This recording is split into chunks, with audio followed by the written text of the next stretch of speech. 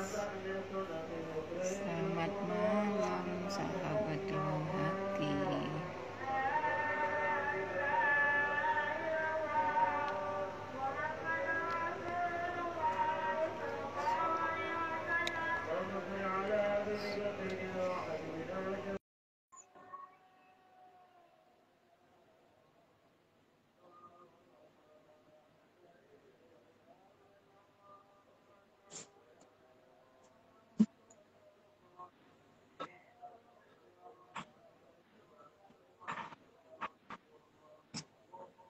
Halo Kak. Selamat malam. Malam Kak. Kalau suara saya jelas di sana Kak Lulu? Jelas Kak. Aduh, bentar. Ya udah jelas. Alhamdulillah. Oke. Sebelum lanjut saya mungkin sapa-sapa teman-teman dulu nih ya Kak Lulu. Boleh. Selamat malam para sahabat ruang hati. Apa kabarnya nih malam ini? Mudahan selalu sehat ya teman-teman semua dimanapun berada.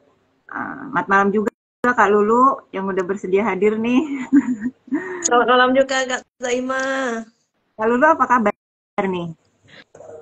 Alhamdulillah baik. Alhamdulillah. Oke teman-teman, terima kasih ya yang sudah mau bergabung malam ini. Malam ini kita kembali di acaranya live Instagramnya Ruang Hati ya. Kali ini agendanya celoteh Ruang Hati nih. Celoteh Ruang Hati ini salah satu agendanya Ruang Hati yang isinya itu kita ngundang para alumni atau keluarganya Ruang Hati nih yang sudah bergabung di komunitas Ruang Hati untuk berbagi pengalaman, berbagi cerita terkait apa yang udah mereka rasakan bergabung dengan komunitas kita. Oke, sebelumnya saya mau menyampaikan ini sih ya. Apa sih Ruang Hati itu? Nah, Ruang Hati itu yaitu komunitas kekeluargaan yang bergerak di bidang mental health ya, dan juga sebagai support system bagi teman-teman yang memiliki permasalahan psikis atau jiwa. Jadi buat teman-teman yang mau bergabung, boleh banget ya bergabung dengan kita di komunitas Ruang Hati. Bagaimana cara bergabungnya? Boleh hubungin kontak yang ada di link bio. Di link bionya Ruang Hati ya. Oke. Kayaknya untuk menghemat waktu ya Kak Lulu, kita langsung aja nih. Gimana Kak Lulu? Langsung aja kita kali ini Kak Lulu mau berbagi pengalaman yang temanya ini luar biasa nih. Tema kita malam ini temanya perjalanan panjang memahami hidup dan emosi. Wah, Masya Allah banget nih. Temanya saya kebayangnya, wow, ini pasti banyak jatuh bangunnya nih. Gimana? Oke, sebelumnya mungkin bolehlah Kak Lulu perkenalkan diri Kak Lulu sama teman-teman di sini, sapa-sapa boleh. Monggo saya persilahkan ke Kak Lulu. Ya, terima kasih Kak Zaima. Hai teman-teman Ruang Hati, saya Lulu Sobari. Teman-teman kalau mau follow IG saya @lulusobari ya. Sehari-hari saya aktivitasnya ngeblog sama berkebun gitu. Terima kasih. Oke nih, berarti enak gitu ya berhubungan dengan tanaman dan tumbuhan, itu kerjaannya Kak Lulu ya. Ya, betul Kak. Oke nih, Kak Lulu mungkin langsung aja kali ini ya. Tapi saya sebelumnya mau tanya dulu sih sebetulnya. Ini mungkin ada kaitannya dengan nanti yang akan Kak Lulu ceritakan kali. Sebenarnya saya penasaran sih latar belakangnya apa sih yang bikin Kak Lulu tertarik untuk gabung di Ruang Hati itu sih sebetulnya. Karena kan sebelumnya ini kalau teman-teman di luar sana biar sebelumnya ini kan Kak Lulu baru-baru aja ya di Ruang Hati ini. Karena sebelumnya di lab sebelumnya itu Kak Lulu kita undang sebagai pembicara. Nah, itu wow. Ini surprise sih sebetulnya ya. Akhirnya Kak Lulu milih gabung itu. Saya penasaran sih apa sih sebetulnya. Mungkin ini ada kaitannya dengan nanti lu berbagi ceritanya ya. Bolehlah Oh iya iya. di-spill sedikit gitu. Saya spill sedikit ya Kak ya. Saya itu dalam mungkin 2003, 2004 dan berlanjut 2005 ini saya tuh dalam mode lagi seneng belajar Kak gitu. Nah, kebetulan saya itu ketemu Galuh kan sudah duluan ya di Ruang Hati. Nah, Galuh tuh nawarin mau ikut coaching nggak Kak gitu ya. Dia kan panggil saya Mbak ya. Mau ikut coaching nggak Mbak gitu. Tentu saya nggak nolak. Saya langsung mau karena saya modenya lagi pengen belajar banget gitu. Apalagi yang ditawarin itu coachingnya terkait kesehatan mental, sesuatu yang saya dambakan dari dulu gitu Kak. Wow. Jadi ada seperti menemukan sesuatu yang dicari gitu ya Kak. Iya. Ya.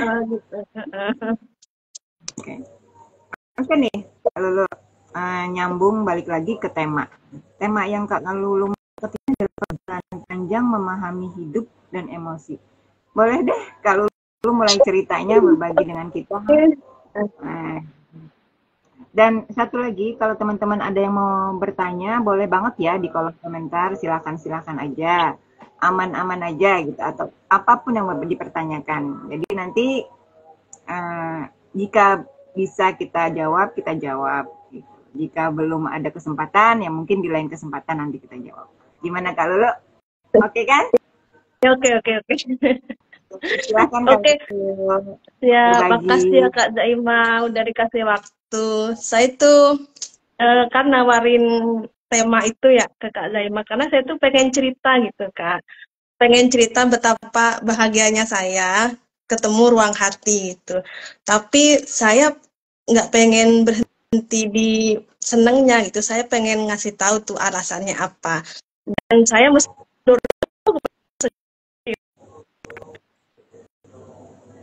jadi mau berbagi.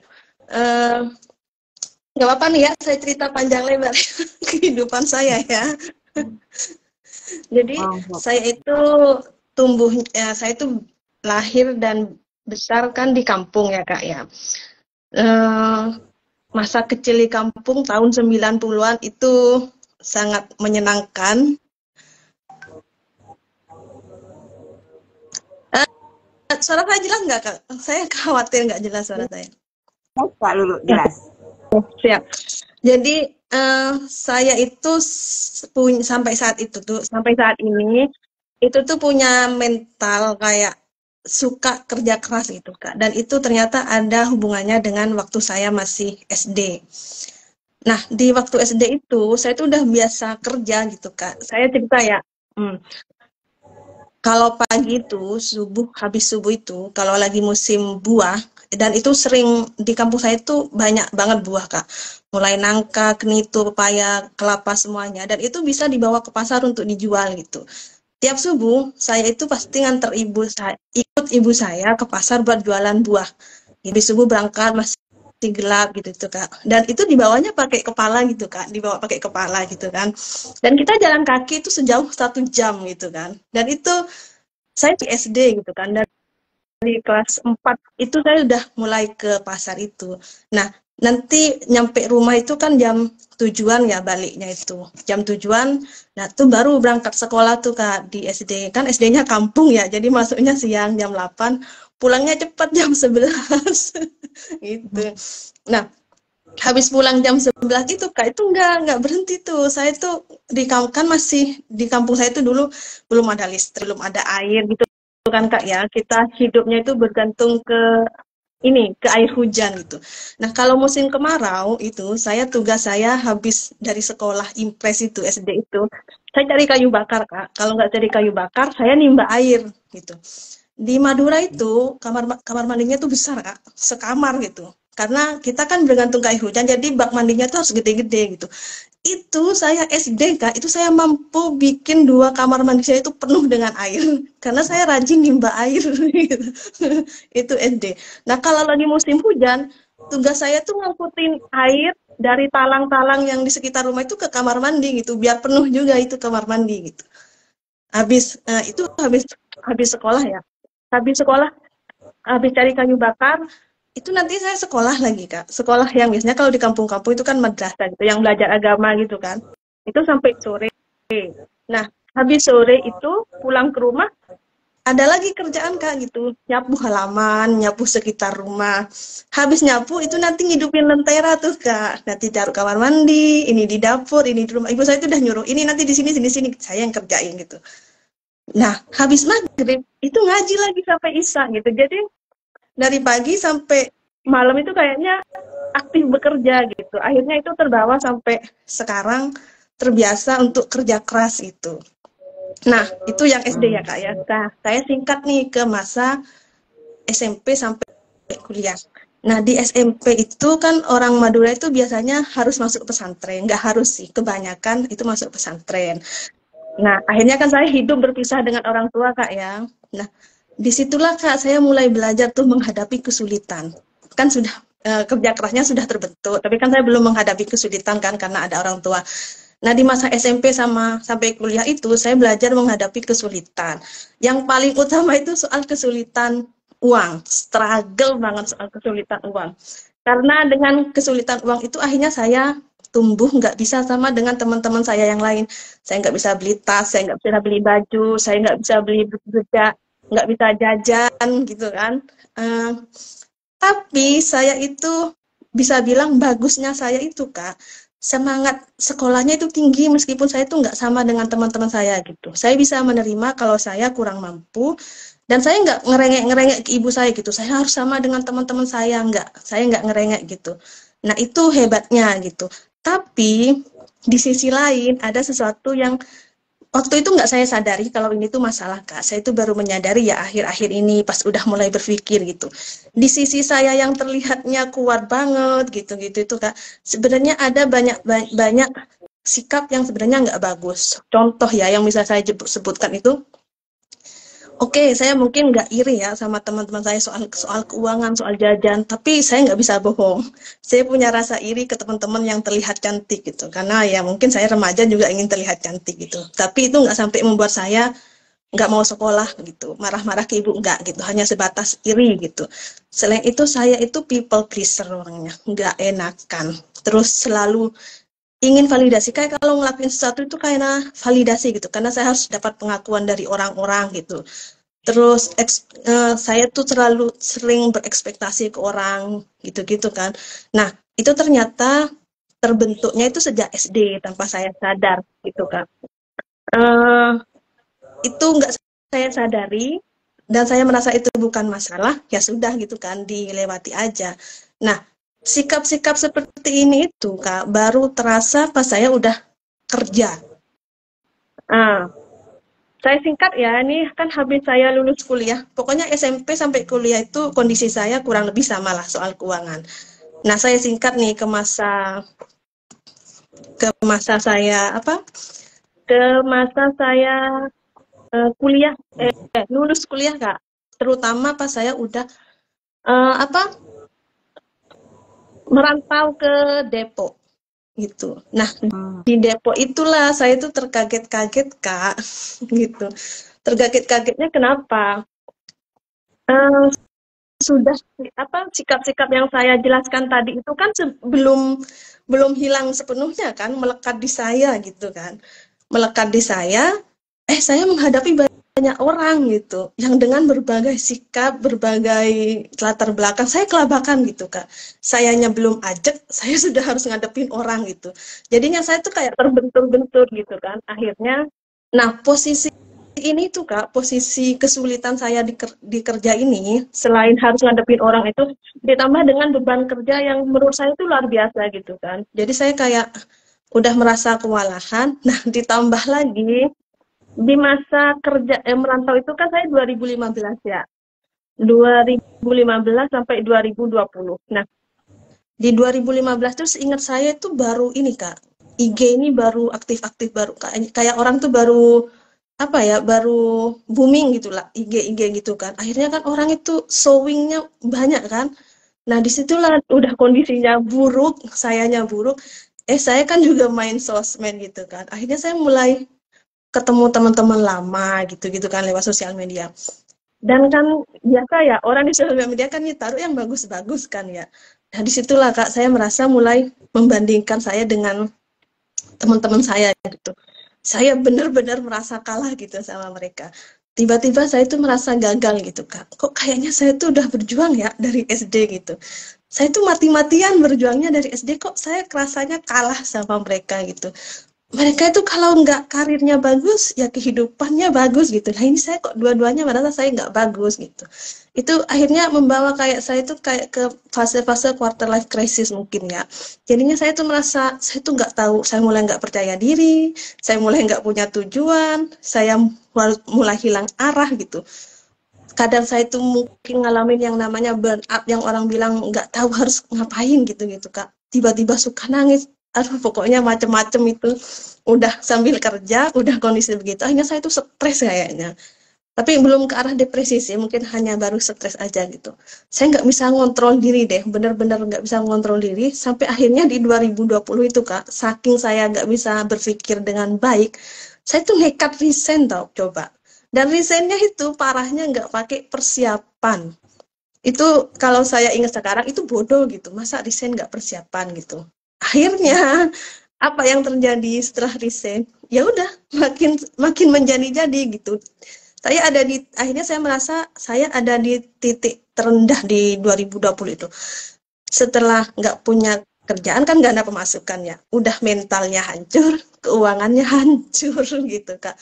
Udah itu saya nggak bisa, pokoknya di masa-masa itu saya hidupnya itu pindah-pindah gitu Kak, nanti ke saudara satunya, nanti pulang, nanti ke saudara lagi, pulang lagi gitu, karena saking nggak tahunya saya harus ngapain gitu. Akhirnya saya merasa waktu itu saya mulai ada perubahan sikap gitu Kak. Saya yang dulu tuh saya dikenal penyabar banget gitu waktu saya ngajar di sekolah itu.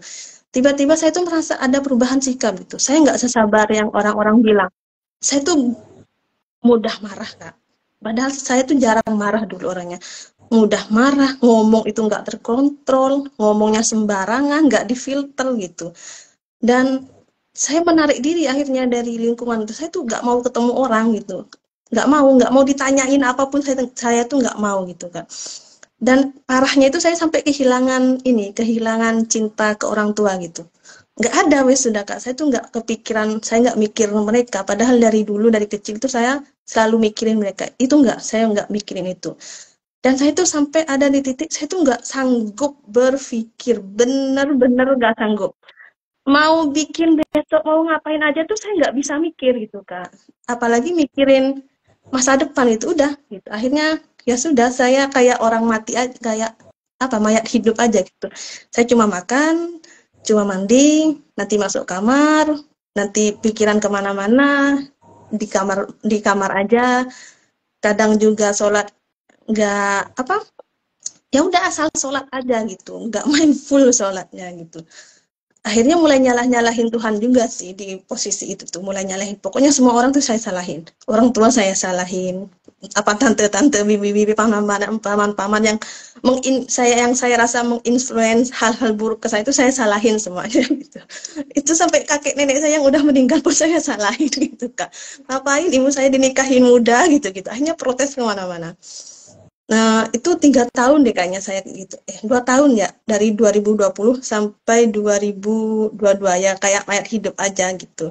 Nah, akhirnya tapi saya tetap bersyukur di posisi seperti itu tuh sebenarnya saya nggak benar-benar menyerah gitu Kak. Saya tetap aja tuh kalau ada kesempatan nulis ya nulis, ada kesempatan berkebun ya berkebun, tapi nggak konsisten gitu karena kan pikirannya awur-awuran ya. Jadi nulisnya ya asal-asalan, berkebunnya ya kalau pengen gitu. Habis itu untungnya tuh ada itu ya, ada saya masih nulis sama berkebun meskipun nggak serius gitu. Sampai akhirnya saya ada di titik kayak saya merasa bosan gitu loh Kak. Saya tuh bosan dengan 2 tahun, coba bayangkan hanya sering ada di dalam kamar. Itu saya merasa bosan banget dan saya mulai berpikir tuh, ini kayaknya ada yang salah sama saya gitu. Nggak bisa nih saya begini terus gitu. Nah, bermodal pikiran itu, saya akhirnya tuh mulai Kak, mulai baca-baca buku pengembangan diri. Kalau yang saya ingat tuh yang saya baca itu Filosofi Teras sama apa seni untuk bersikap bodoh amat. Dua buku itu tuh yang saya ingat. Nah, sama saya sering dengerin podcastnya psikolog itu ada deh, namanya tuh Zen Permana. Nah, pendekatannya dia tuh cocok ke saya. Akhirnya saya mulai terbuka nih pikiran. Oh iya deh. Saya kayak tiba-tiba saya tuh punya pikiran muncul tuh gini, Kak. Iya ya, saya tuh udah 2 tahun nurutin kemauan saya yang nggak jelas gitu. Males-malesan udah, nyalahin orang udah gitu, segala macam. Tapi kayaknya ada satu yang nggak saya coba, yaitu berusaha sampai titik penghabisan. Nah, sampai saya mikir, oke, kalau gitu saya mau nyoba, saya mau mencoba untuk berusaha sekuat tenaga sampai saya bikin istilah sendiri. Kalaupun saya harus masuk lubang semut, itu uang akan saya cari gitu. Itu solusi akan saya cari. Saya nggak akan pernah keluar sebelum dapat solusinya. Nah, berbekal dengan semangat itu, akhirnya saya ini mulai bikin perencanaan, Kak. Mau nulis blog. Nah, habis nulis blog mau berkebun gitu. Nah, alhamdulillahnya tuh, Kak. Saya kan akhirnya bikin jadwal nulis tanggal ini gitu. Nah, alhamdulillahnya hanya dengan berbekal niat itu hanya berbekal niat itu, Kak. Kok tiba-tiba kerasanya itu ini pintu itu terbuka banget gitu loh, Kak. Tiba-tiba blog saya tuh rame. Saya yang awalnya nggak pernah punya pemasukan, tiba-tiba saya punya pemasukan dari blog yang bisa mensuplai kehidupan saya meski hanya untuk kehidupan ya sehari-hari gitu, nggak berlebih yang sampai bisa beli ini itu enggak gitu. Tapi seenggaknya saya akhirnya punya penghasilan gitu.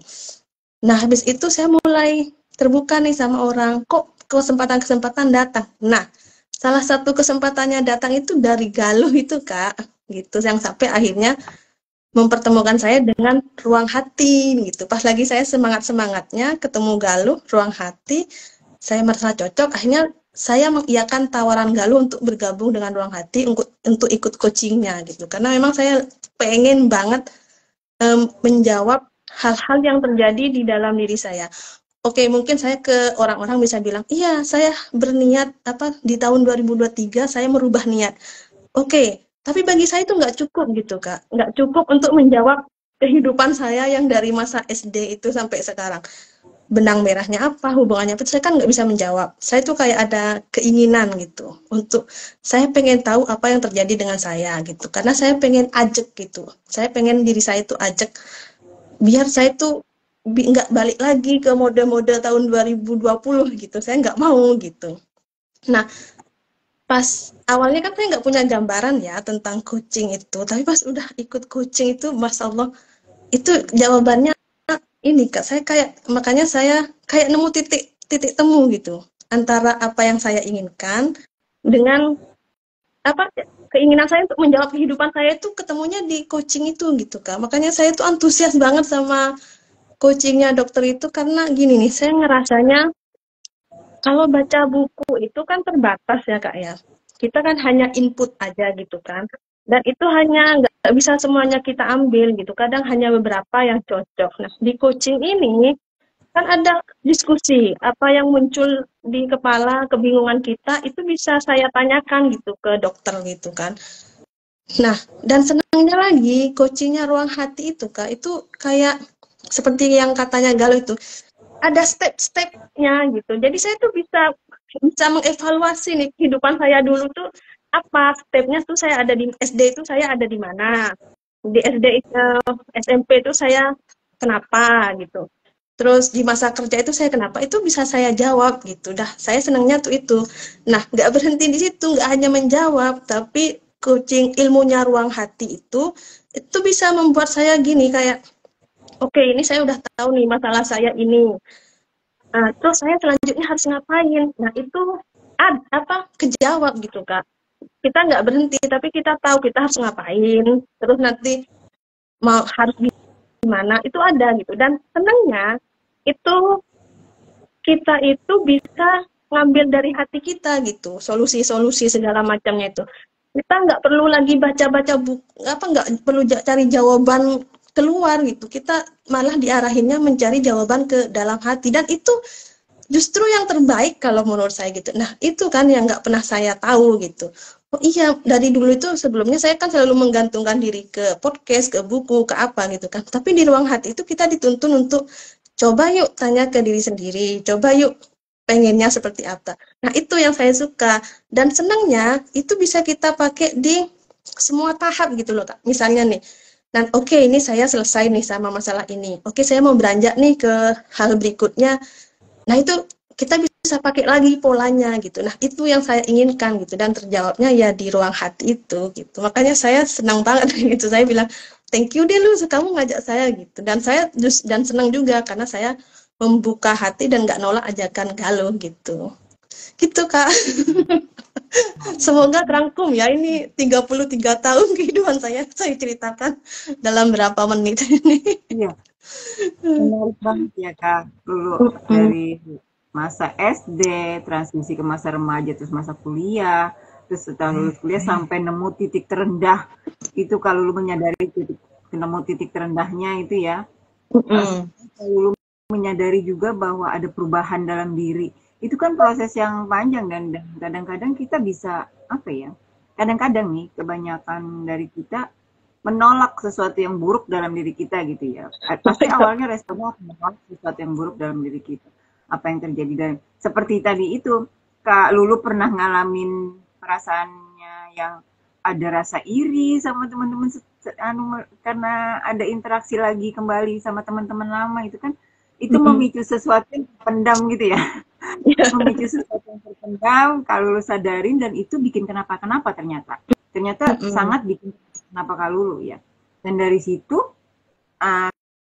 kalau lu menyadari ada perubahan diri sampai Kak Lulu bangkit lagi ini prosesnya buat saya itu proses luar biasa lah karena paling poinnya adalah Kak Lulu menyadari itu dan Kak Lulu memberi kesempatan diri Kak Lulu untuk itu tadi membuka diri untuk belajar lagi akhirnya Kak Lulu menyadarin juga tuh dengan membuka diri peluang datang gitu ya peluang datang bertubi-tubi akhirnya kesempatan untuk lebih baik lagi datang sampai akhirnya Kak Lulu nemu itu pun ya ternyata belum menjawab apa sih keresahan hatinya Kak Lulu ya sampai ketemu dengan kalau saya gambarin mungkin nggak seperti ini jadinya dari ceritanya Kak Lulu seperti Kak Lulu nemukan satu oase di padang pasir gitu ya kehausan yang itu rasanya rasa haus yang lama tidak meskipun kita minum banyak tapi nggak terobati ternyata ketemu ruang hati rasa hausnya sedikit demi sedikit bisa hilang gitu ya kalau ini benar-benar jadi seperti oase gitu di padang pasir gitu ya. Ini saya mau tanya tertarik di bagian Kak Lulu menyadari bahwa ada rasa iri dalam diri Kak Lulu rasa yang tidak sifat-sifat yang menurut Kak Lulu tidak baik. Awalnya ketika Kak Lulu menemukan itu, apa sih reaksinya Kak Lulu itu? Ketika Kak Lulu menyadari nih ada rasa iri, apa sih reaksinya Kak Lulu terhadap diri Kak Lulu gitu? Karena itu saya merasa udah kenapa? Perasaan yang ke dalam diri. Kalau keluarnya kan tadi Kak Lulu menyalahkan orang lain, menyalahkan keadaan, menyalahkan lingkungan. Kalau ke dalam diri Kak Lulu sendiri itu bagaimana? Ya, awalnya terasa malu sih Kak ya, malu ke sendiri gitu. Karena saya mulai menyadari hal-hal itu tuh nggak baik gitu. Karena ternyata nggak baiknya itu nggak sebatas yang insecure apa segala macam itu Kak. Karena nggak baiknya itu saya tuh pernah jadi orang nyinyir pernah gitu Kak. Karena kan lingkungan ngajarin ya dan kayaknya lingkungan itu memperbolehkan nyinyir gitu. Saya pernah kayak jadi orang yang berhak itu menilai hidup orang lain gitu, menyalahkan pilihan orang lain gitu. Itu juga masuk hal-hal yang saya sadari akhirnya gitu. Awalnya malu gitu. Kok saya bisa ya kayak gitu? Itu kan nggak baik gitu. Kok bisa ya saya insecure padahal nggak harus gitu.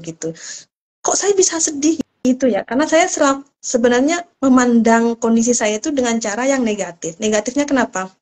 Saya menganggap itu kesedihan, kemalangan gitu kan Kak. Padahal kan itu bisa dipandang dengan cara yang berbeda ya, yang masalah ekonomi itu. Saya bisa memandang saya dengan cara yang, ih bangga ya, saya bisa sekuat itu gitu. Nah, karena itu akhirnya saya malu gitu, karena saya tidak karena merasa itu bukan hal-hal baik.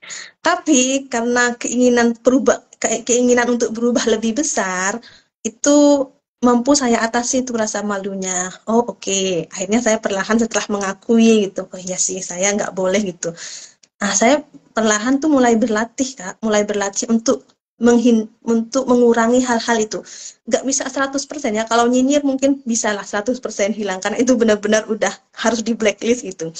Kayak menilai hidup orang lain itu bisa di blacklist gitu. Tapi kalau yang kayak people pleaser, nggak enakan, itu kan nggak bisa langsung 100% ya, karena itu dari dalam diri. Tapi saya kadarnya berkurang, sudah jauh berkurang gitu Kak. Setelah saya latihan gitu. Awal-awal itu nggak enak banget Kak. Kayak contoh nih ya Kak ya, saya kasih contoh yang soal nggak enakan itu. Sering merasa bersalahnya tuh. Kan pernah tuh, saya naik motor. Naik motor, saya tuh mau belok, mampir kan beli bakso kan. Nah, motor saya itu ternyata lampu sennya itu rusak gitu Kak. Nah, orang di belakang saya tuh marah-marah gitu Kak. Kok saya itu belok tapi nggak pakai lampu sen gitu kan. Padahal saya merasanya saya sudah menyalakan lampu sen gitu. Nah, itu terasa nggak nyaman gitu Kak. Tetap aja saya itu merasa bersalah gitu. Ngapain gitu. Tapi berlatih kan, karena saya sadar ingin mengurangi itu, akhirnya saya latihan kayak ngomong ke diri, oke lu ini ada kesalahan di sini, di sini, kamu nggak perlu terlalu menyalahkan diri, akhirnya nenangin diri, oke jalan gitu. Nah selalu begitu Kak, 2 tahunan ini gitu, dalam semua sikap saya yang saya anggap yang kayak nggak yang insecure segala macam itu perlahan, dan saya berani bilang akhirnya kadarnya berkurang gitu, meski nggak 100%, mungkin 70-80 gitu sudah bisa saya atasi gitu. Jadi kalau misalnya perasaan-perasaan itu datang yang kayak nggak enakannya datang, people pleaser-nya datang, itu sudah mampu saya atasi gitu. Nah awalnya itu yang saya rasakan gitu Kak. Nggak enak pertamanya, malu, nggak enak, tapi karena keinginan untuk berubahnya lebih besar, saya akhirnya ini berlatih untuk menghilangkan itu sedikit-sedikit. Iya, benar. Poinnya di berlatih itu ya. Saya ngambil garisnya berlatih. Artinya Kak Lulu sering melatih diri untuk bisa mengatasi dan menghadapi emosi itu ya, menghadapi yang hadir, mengatasi. Nah ini sama ya dengan di ruang hati. Di ruang hati ini kan memang yang di ininya kan latihan mengenali diri gitu ya Kak Lulu ya. Latihan menghadapi apa yang ada dalam diri kita, bukan latihan keluar, tapi latihan ke dalam diri dulu ya. Nah, kalau kan kita seringnya latihan bagaimana kita menghadapi orang, bagaimana kita mengatasi masalah, bagaimana kita mencari solusinya, itu kan yang sering kita alamin kan seperti itu pada umumnya ya. Nggak mungkin pada umumnya, pasti yang dicari ketika kita ada masalah kita cari solusinya. Nah, kita melewatkan untuk mengenali diri, menyapa diri kita dulu gitu ya. Nah di sini Kak Lulu itu melakukan ke dalam dulu ya. Nah ini gitu, sejalan dengan memang ruang hati itu seperti itu. Ruang hati itu melatih kita untuk mengenali diri kita, berlatih untuk menghadapi emosi kita gitu ya. Kalau berlatih menghadapi konflik dalam diri dulu, itu sudah di ini kan baru kita bisa memutuskan reaksi apa yang kita mau ambil gitu ya. Ya benar. Menarik banget nih Kak Lulu. Poinnya memang di latihan gitu ya. Nah karena ini latihan pasti akan selalu sering ya, dan tidak menutup kemungkinan namanya latihan ini pasti Kak Lulu tidak langsung bisa gitu ya. Pasti akan sering lagi menghadapi hal yang sama dan gagal lagi, menghadapi hal yang sama lagi, gagal lagi. Nah itu bagaimana tuh? Bagaimana perjalanan itu? Saya mau tahu perjalanan itu ketika Kak Lulu mungkin ngadepin yang emosi tadi. Contohnya Kak Lulu ngadepin emosi yang tadi kan nggak mungkin serta-merta kita nerima toh. Ini gambarannya saya langsung. Nggak mungkin serta-merta, oh iya ini ya kamu punya kesalahan ini ya terjadi gitu. Nggak mungkin kita sampai di titik itu langsung ya Kak Lulu. Nah, itu dari yang saya ambil ciptanya juga perjalanan panjang itu dari 2020 sampai ke 2023 itu baru bangkit lagi. Nah, ini latihan ini kan apakah ketika kalau lu menemukan satu momen yang sama gitu, permasalahan yang sama dalam diri, kalau lu mengambil sikap seperti yang kalau lu terapkan itu latihan seperti menenangkan diri, periode berikutnya kalau lu ketemu lagi hal yang sama, apakah itu bisa kalau lu terapkan lagi? Artinya gini, kadang-kadang kita kondisi tidak selalu sama ya, kondisi diri, kita nggak bisa mungkin itu kondisi diri, kondisi lingkungan. Dan itu yang saya bilang ketika berlatih itu kan pasti akan ketemu hal yang sama, tapi ternyata kitanya yang berbeda, reaksi kita yang berbeda, kayak gitu. Itu gimana tuh kalau lo tuh? Ya. Saya ini ya, saya ambil saya saya nggak bisa menentukan waktunya ya Kak ya. Maksudnya saya tuh nggak tahu kapan saya mulai kuat tuh saya nggak tahu kapan. Cuma memang betul kata Kak Zaimah, nggak semudah itu juga, nggak semudah yang saya ceritakan juga. Itu berkali-kali saya coba Kak. Dan bahkan perasaannya itu nggak hilang dalam mungkin saya gini yang tadi soal cerita motor itu ya Kak ya, nggak langsung hilang dalam sekejap gitu Kak. Bahkan rasa nggak enaknya itu kadang masih tersimpan 1, 2, 3 hari gitu. Nah, di 1, 2, 3 hari itu selama perasaan nggak enak datang, menyalahkan dirinya datang, itu saya nggak nolak gitu Kak. Saya kayak nemenin diri itu.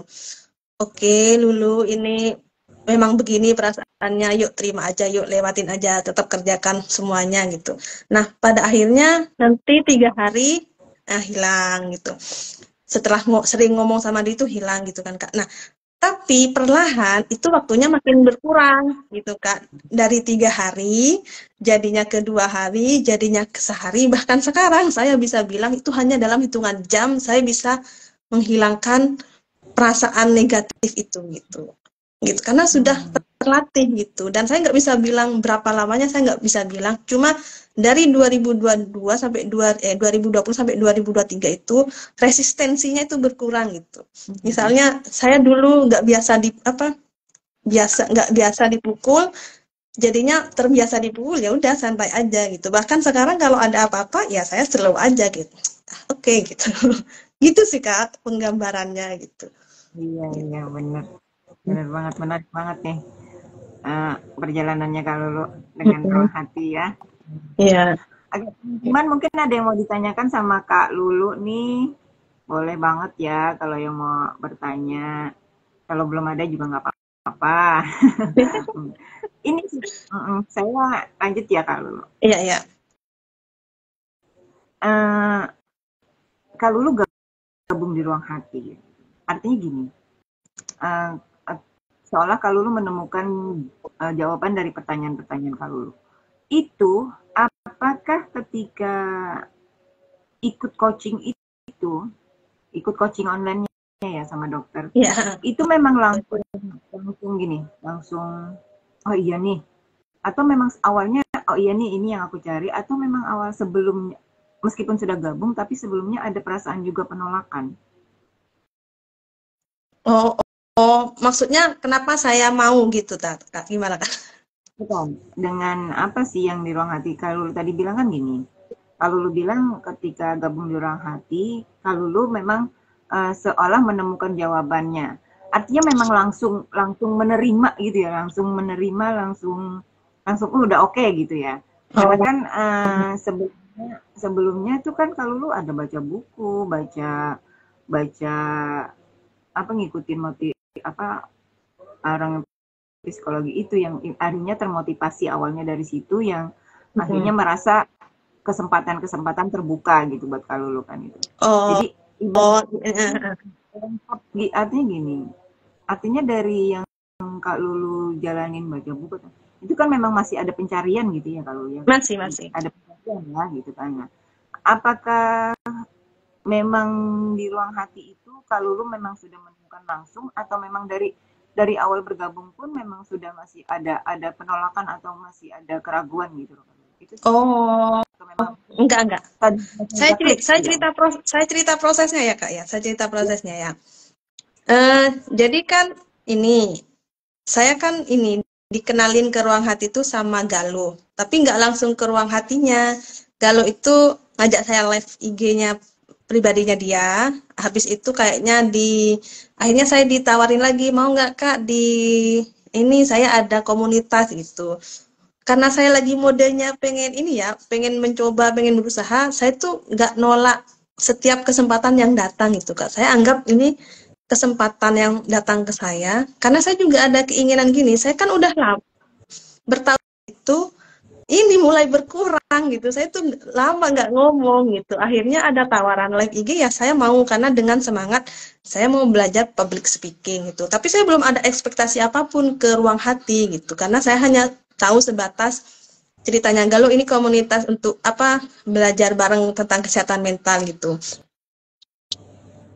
Nah, habis saya nggak punya ekspektasi apa-apa Kak gitu. Niat awalnya memang hanya untuk latihan public speaking, menambah relasi gitu kan. Nah, akhirnya Galuh nawarin coachingnya gitu, nawarin coaching. Mbak, ini dokter mau ada, seneng dong Kak. Saya waktu Galuh bilang dokter gitu. Karena apa?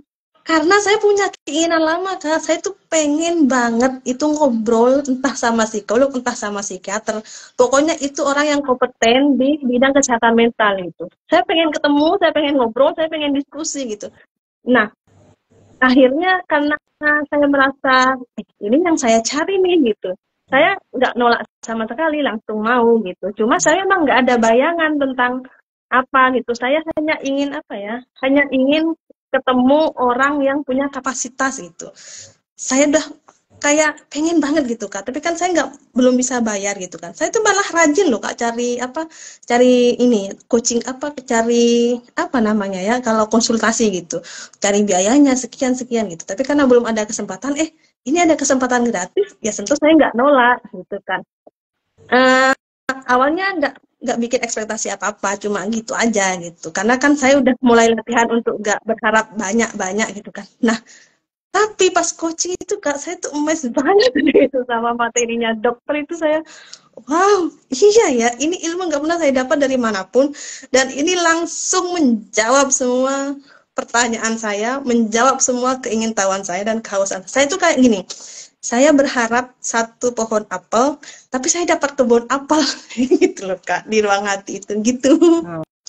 Wah, menarik ya kalau saya mungkin flashback nih ya ketika dulu ngalamin quarter life crisis. Ini pekan kemarin juga di live IG kita lagi ngebahas ini nih, tema ini diangkat nih sama dokter lagi ya. Memang ini masa-masa rawan ya quarter life crisis. Apa tuh yang dialami Kak Lulu itu saat itu? Oh, kalau yang di quarter life crisis itu, ini saya pisahin ya dengan masalah pekerjaan segala macam ya. Ini saya posisi di mana saya mulai merasa bingung dengan diri saya nggak tahu apa yang saya inginkan, saya mulai ragu dengan cita-cita saya. Itu yang saya rasakan tuh ini Kak, iri luar biasa ke teman-teman saya yang aktif di sosial media ya, yang upload ini prestasinya ini itunya. Saya tuh irinya luar biasa. Sampai rasa iri itu akhirnya bukan berubah jadi dengki atau apa enggak, tapi berubahnya kayak membunuh saya gitu, kayak membunuh potensi saya gitu. Saya jatuhnya jadi kayak insecure, jadi lemah, jadi ringkih gitu, jadi nggak punya daya apa-apa gitu. Udah merasa kalah aja gitu Kak. Itu sih yang saya rasakan gitu. Dan itu nggak enak banget, merasa kalah itu nggak enak banget, karena kan sebagai manusia kita pastinya pengen punya sesuatu yang bisa kita banggakan ya, tapi ini saya udah merasa kalah nih gitu. Itu sih beratnya yang terasa tuh itu. Yang paling pengaruh itu ke kepercayaan diri. Saya tuh nggak percaya diri sama sekali Kak. Saya tuh bahkan merasa saya tuh nggak ada yang suka saya, nggak ada yang cinta saya gitu, nggak ada yang kagum ke saya gitu. Meskipun pada akhirnya ya itu juga nggak penting-penting, nggak perlu amat juga gitu. Tapi waktu itu kerasa banget gitu, dan nggak enak Kak. Saat saya nggak percaya diri, saya tuh mau ngomong aja tuh saya nggak mampu, udah merasa buruk duluan gitu, udah merasa jelek duluan gitu. akhirnya potensi saya tuh nggak kebaca sama sekali sama saya itu. Saya nggak bisa membaca potensi saya gitu. Jangankan mengembangkan ya, membaca potensi aja tuh saya udah nggak sanggup, nggak bisa gitu. Ya akhirnya nggak berarti hidupnya gitu. Itu sih yang paling parah sih Kak, yang saya rasakan. Jadi seolah udah nggak kayak kenal diri gitu ya Kak Lulu ya, seolah-olah kayaknya siapa sih saya gitu ya, siapa sih saya kok kayaknya udah merasa di bagian rasa kok kayak nggak ada guna gitu ya. Gitu gitu nggak sih, gitu kayak ya kadang-kadang kan itu ya memang jadinya kehilangan arah gitu ya, kehilangan apa sih ya, itu tadi yang kalau saya ngebayangin sih gimana ininya, kayaknya saya gini, soalnya karena gini, dari masa kecil Kak Lulu sudah berjuang, sudah merasa tangguh, terus remaja gitu kan, sampai remaja, jadi seolah-olah ketika life crisis itu apa yang dibangun kayak runtuh gitu ya. Iya, Apa yang iya dibangun bener Kak, iya kayak, bener. wah aduh, aku kan gini loh, aku kayak ibaratnya gini, kayak anak kecil yang ngebangun bangunan gitu, bikin rumah-rumahan gitu kan, cari ininya, cari bahan gitu kan, ketika ditemukan itu seolah-olah dunia runtuh, dan dunianya runtuh, jadi kayaknya udah kehilangan gimana gitu ya. Iya iya Iya, itu ya sih kan, iya bener Kak. gitu. Jadi Sempat ngerasa juga kayak gitu Kak. Saya sempat berpikir kayak yang Kak Zaimah tadi itu, sempat berpikir, saya tuh dulu kuat banget ini kok saya sekarang rentan gitu. Sempat sih mikir gitu Kak. iya, dan kerennya sih Kak Lulu menyadarin itu sih. Ini poinnya, kerennya Kak Lulu akhirnya menyadarin itu, akhirnya mau membuka diri, akhirnya mau bangkit. Ini yang poin keren yang menurut saya itu di situ. Kadang-kadang kan mereka yang diterpa kayak gitu hanya stuck di menyalahkan orang lain, menyalahkan lingkungan, tanpa mengoreksi ke dalam ya, tanpa bertanya ke dalam. Itu yang seringnya terjadi, karena di realitanya kalau yang saya temuin banyaknya seperti itu gitu. Karena juga saya pernah ngalamin gitu ya, menyalahkan orang lain, menyalahkan keadaan, seolah-olah kita nih yang paling menderita gitu.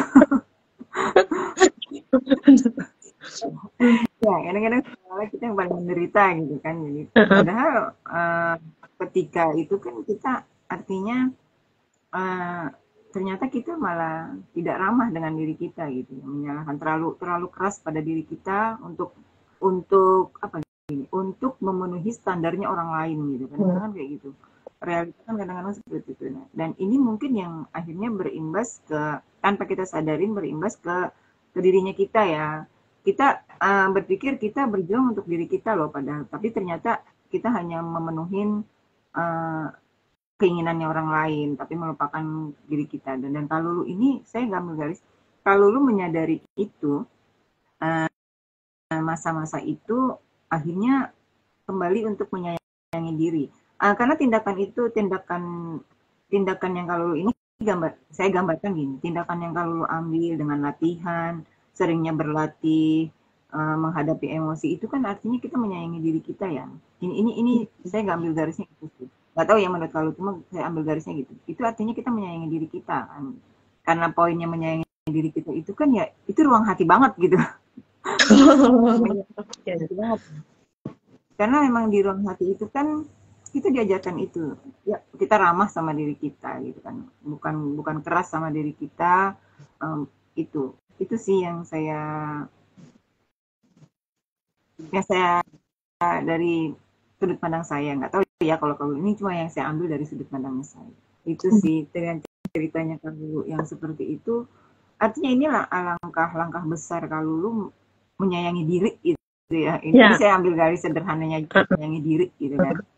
Mau berlatih dengan mau membuka diri, itu artinya kan langkah awal Kak, kita menyayangi diri gitu ya.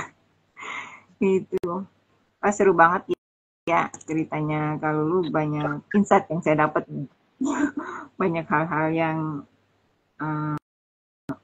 apa ya, membuat saya kadang-kadang jadi oh iya ya gitu ya, Saya ngerasa tuh yang ketika kalau lu nemuin quarter life crisis itu, ya itu rasanya memang gak enak banget kalau Aduh, itu gak enak banget itu, Kak. Tapi untungnya Karena, mau ini ya, mau bertahan nih kok. nah iya, itu Kak, makanya saya tuh apa bersyukurnya itu saya punya kayaknya sisa-sisa sisa-sisa survive itu masih ada gitu sedikit gitu. Dan itu masih nyempil gitu. Akhirnya yang menyadarkan saya gitu. Saya bersyukurnya itu mungkin kebiasaan saya dari kecil yang kerja keras, tidak mau nyerah gitu. Kayaknya masih nyempil gitu. Akhirnya yang sisa sedikit nih, aduh ini saya udah sedikit nih, ayo ingatkan orangnya untuk bangkit. Kayak Iya. Iya, bisa tuh ya. Bisa jadi ya kan memang dari kecil kalau lu sudah diajarkan untuk berjuang. Nah, ini di sini hanya karena diajarkan untuk berjuang, untuk memenuhi segala kebutuhan gitu, belajar tangguh. Ya ini memang mungkin dari poin dasarnya, cuma memang mungkin di poin waktu masih kecilnya itu kalau lu masih kurang ramah dengan diri gini, akhirnya ada yang dipaksa untuk memenuhi gitu kan, yang mungkin tapi itu ada bagusnya gitu kan. Ada bagusnya, jadi powernya kalau lumayan untuk tidak sampai di titik yang benar-benar putus asa gitu kan. Kadang-kadang kan kita mau di titik yang kalau udah putus asa itu kan rasanya gimana sih ya? Rasanya kan kayak udah gak ada harapan gitu. Artinya ya kan rasanya udah kayak gak punya harapan gitu kalau udah titik putus asa. benar. Ini kalau ada harapan, nah ketika masih ada harapan itu kan pasti akan diiringin dengan kemauan untuk berjuang gitu ya. Iya, benar. Berjuang.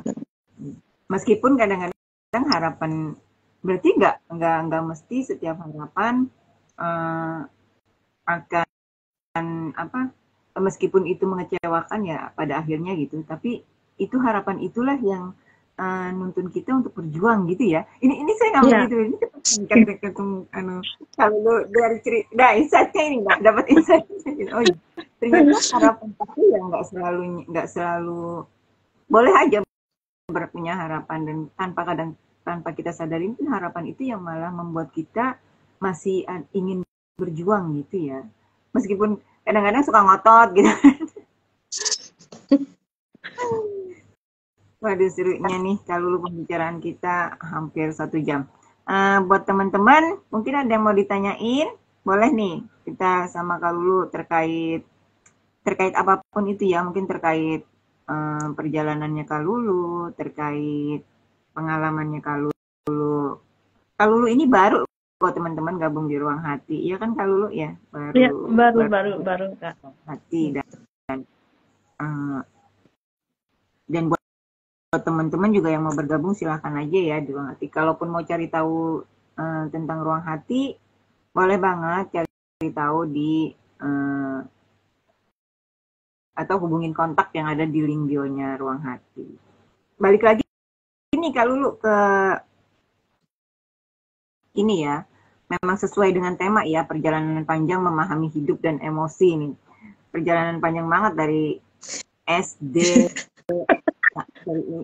dari lahir dari SD, dan ketika menyadarinya yaitu ketika ada di quarter life crisis, kalau lu mulai menyadarin bahwa ada hal-hal yang ternyata itu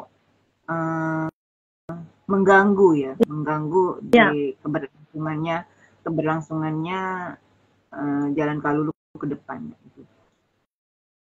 Artinya gini, saya mau tanya gini, ketika perjalanan ini kan mungkin ya kalau kita mau flashback, mungkin Kalulu sudah berlatih sebelum ini, artinya gini, sudah berlatih mandiri. Ini kan maksudnya berlatih sendiri tanpa disadari, mungkin selama ini tanpa disadari, hanya menjalani, dan ketika ketemu Ruang Hati, oh ternyata yang ini tuh namanya ini, ternyata yang ini tuh namanya ini. itu mungkin seperti itu ya kalau Iya, Lulu ya. bener Kak. Gitu. Jadinya saya kayak ini pas coaching itu saya antusias banget gitu. Karena akhirnya saya bisa, karena kan dalam proses juga saya juga bertanya-tanya gitu kan dalam proses. Kadang saya juga nggak paham kok bisa ya saya punya keinginan untuk bangkit gitu tuh. Kan ada gitu. Nah, pas coaching itu, pas dokter mulai tiap kali ini akhirnya kan saya merasa oh kayak ini kayaknya apa yang saya rasakan itu bisa kejawab gitu. Akhirnya saya waktu coaching senang untuk diskusi, senang untuk bertanya dan lebih mudah menyerap gitu apa yang disampaikan dokter karena akhirnya langsung terhubung dengan semua ini kan dengan semua masalah saya gitu jadinya gitu. Iya benar. Ya, jadi memang perjalanannya Kak Lulu ini termasuk cepat ya untuk memahami sesuatu yang di ruang hati itu karena memang sebelumnya sudah terlatih. Hanya pas ketemu di ruang hati ini, pas klop untuk lebih oh iya ternyata yang aku alamin itu begini itu udah langsung klik gitu ya Kak Lulu ya. Iya. Karena Dan ada poin plusnya sih Kak Zaima. ya. Ada poin plusnya. Selain saya akhirnya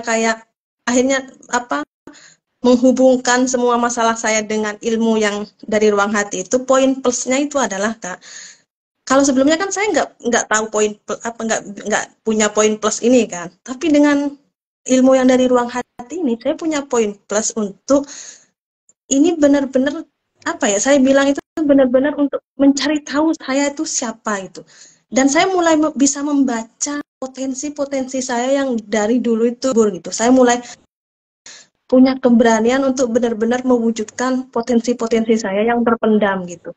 Poin plusnya itu saya jadi punya kekuatan yang lebih besar dan lebih bermakna gitu Kak. Jadi ke depan ini kalau saya mau melakukan sesuatu, saya tuh tahu maknanya apa, kenapanya gitu. Kalau kemarin kan saya cuma ngawang-ngawang gitu kan, uji coba sendiri nggak paham gitu. Jadi kan mau berkembang lebih sulit gitu. Tapi dengan ilmunya dari ruang hati ini, saya merasa semua latihan saya itu nanti bisa lebih terarah gitu. Nah itu terarahnya itu poin plusnya gitu. Kalau kemarinnya kan enggak gitu. Nah itu gitu. Kayak life goal-nya lebih jelas gitu ya.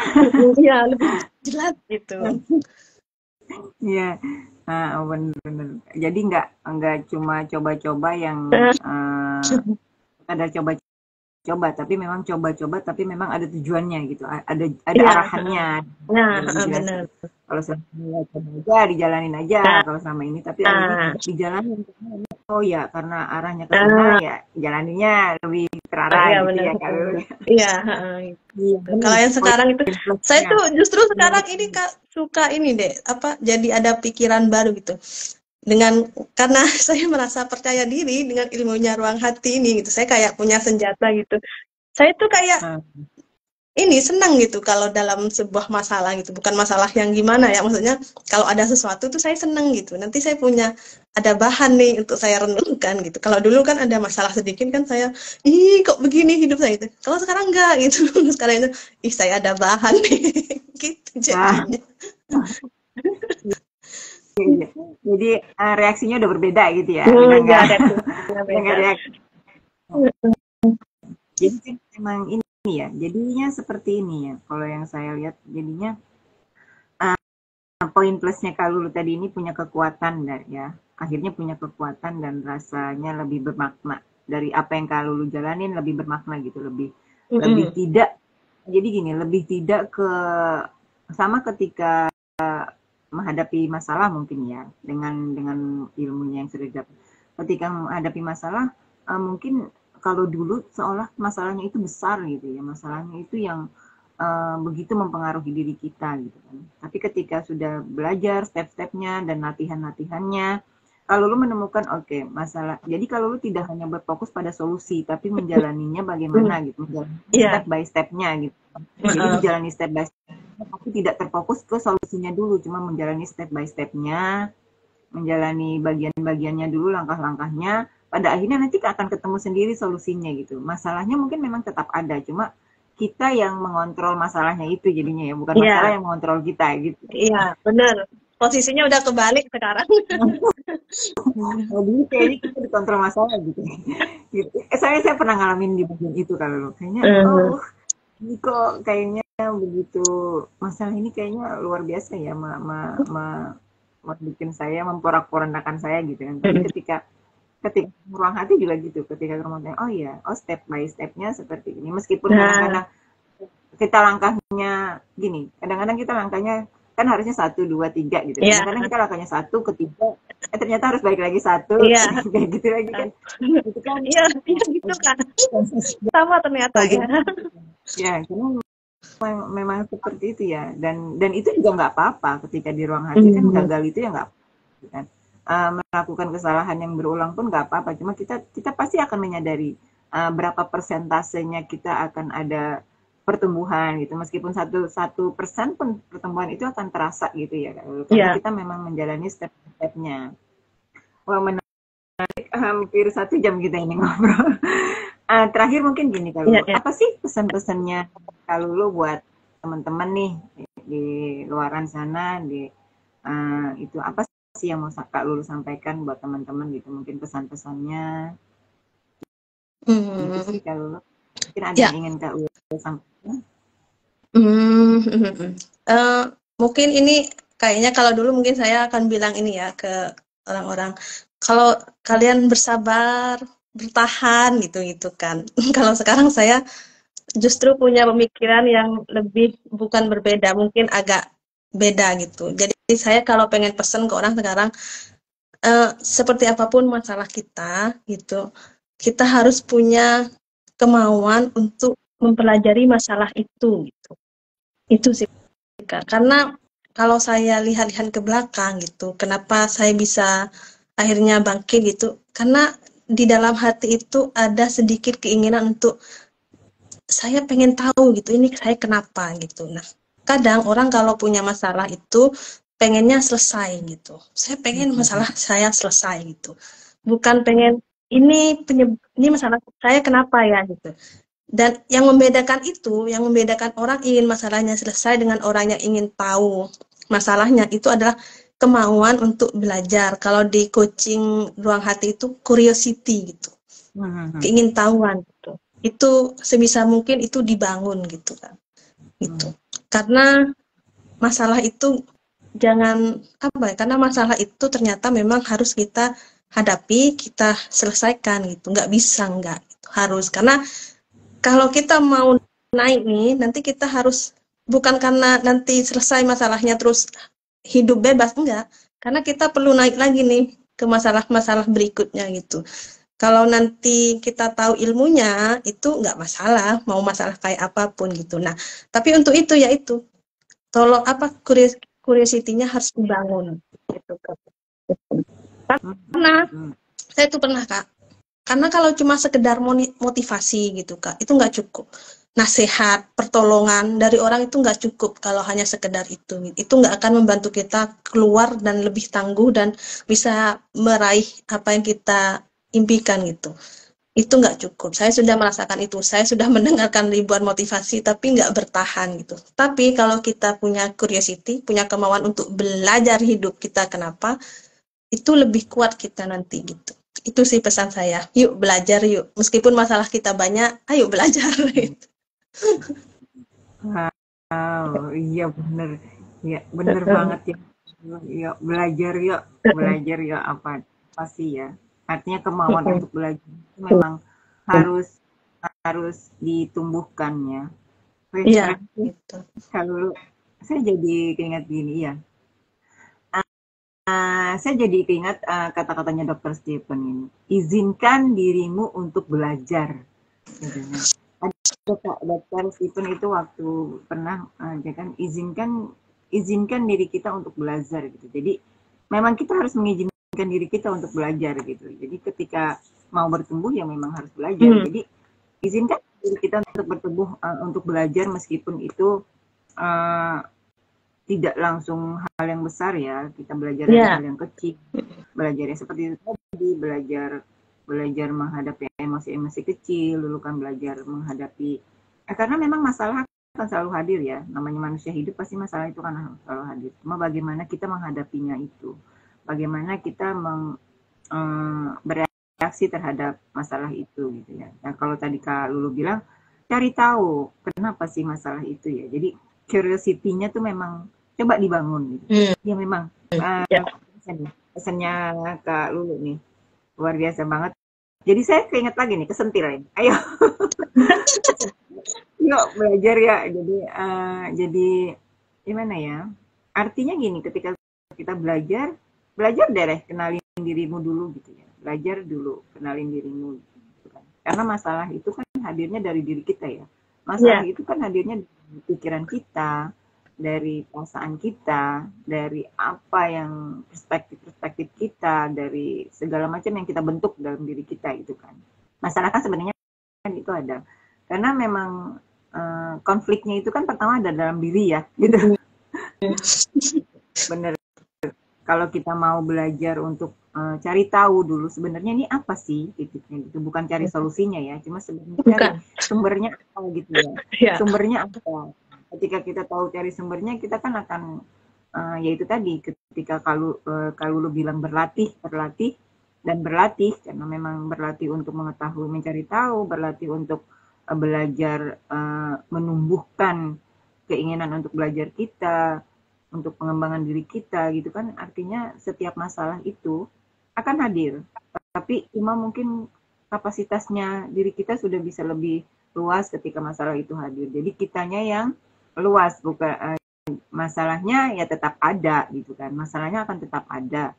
Cuma kitanya sudah bisa lebih menerima masalah itu, dan akhirnya meskipun step by stepnya pada akhirnya itu akan terselesaikan dengan sendirinya gitu ya kalau. Iya, benar Kak.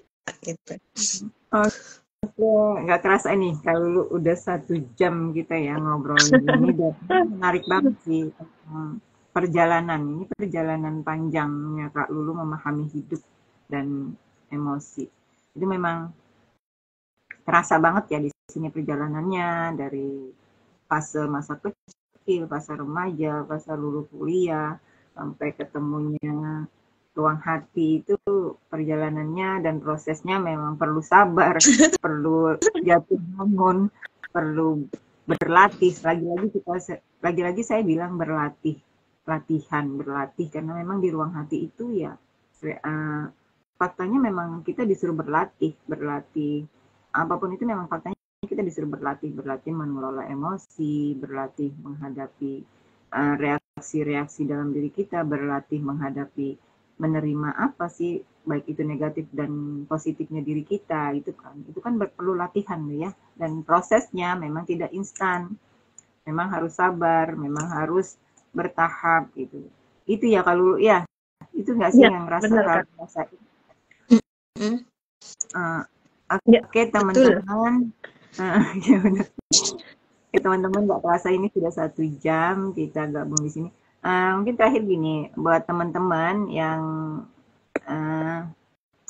mau tahu lebih banyak tentang ruang hati, boleh ya kepoin akun Instagramnya Ruang Hati, atau mau langsung ke kontak link nomor link yang ada di bio itu ya, boleh banget ke kontak adminnya kita. Kita juga ada channel YouTube ya, boleh teman-teman cek di situ. Itu banyak video-video tentang ruang hati, kegiatannya ruang hati. Kita juga ada akun TikToknya, silakan aja di official Ruang Hati ya, akun-akunnya Ruang Hati.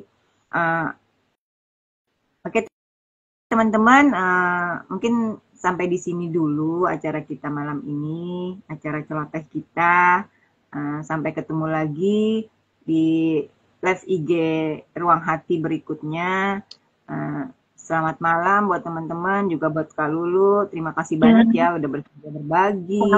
Sama Kak Zaima. Banyak banget dapat insight malam ini. Terima kasih ya Kak Lulu, saya pelajaran. Saya disentil lagi nih. Suruh belajar lagi nih. Saya disentil lagi, ayo semangat lagi untuk belajar lagi, lebih baik lagi. Terus saya merasa disentil banget nih. Ini ya, karena memang teman-teman juga mungkin nggak ada pertanyaan. Jadi saya izin untuk mengakhiri acara kita malam ini. Semoga teman-teman dimanapun berada, sahabat Ruang Hati selalu dalam keadaan baik-baik saja. Seperti pesannya tadi Kak Lulu, ayo tingkatkan deh kemauan untuk belajarnya, agar kita bisa bertumbuh, agar kita bisa lebih survive dalam hidup ini, menghadapi segala masalah gitu ya. Agar kita tetap ramah pada diri kita ya. Tetap ramah pada diri kita, karena memang yang peduli pada kita adalah siapa lagi kalau bukan diri kita. Jadi sayangi diri kita dengan cara berlatih untuk belajar menumbuhkan diri, bertumbuh untuk lebih baik lagi. Paling tidak kita berjuang untuk diri kita, untuk tetap waras gitu jadinya. Kok kasar banget untuk tetap sehat, gitu, untuk tetap sehat ini bukan hanya fisik ya, karena sehat fisik itu akan bermula juga dari sehat hati kita. Itu nggak sih kalau lu? Bener Kak. Oke deh. Kalau lu selamat malam, terima kasih. Iya, malam Kak Zaima, sama-sama. Lagi di agenda kita berikutnya. Selamat istirahat, selamat berpuasa besok hari. Terima kasih semua. Dadah. Ya, dadah.